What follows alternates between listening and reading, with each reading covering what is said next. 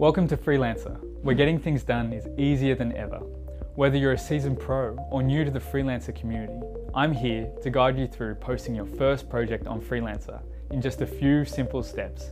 First things first, what exactly is a project? Well, a project is pretty much anything you need done, whether it's designing a website, writing an article, or developing a mobile app. Whatever it is you want to do, the process is the same. From the main menu bar, click Post a Project. Now tell us in a short sentence what you need done. For example, I want to update the graphics on my website. Then click Let's Go.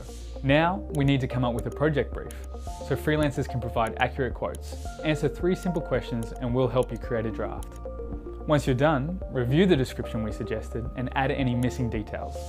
Skills help freelancers find your project. We'll recommend some, but add in whatever's missing. You can choose to post a contest instead of a project. With contests, freelancers submit their work up front and you award the entry you like best. This is great for design work, but today we'll just post a project. Choose how you want to pay, either a fixed amount or based on hours worked. You can add upgrades to boost your chances of finding the right freelancer.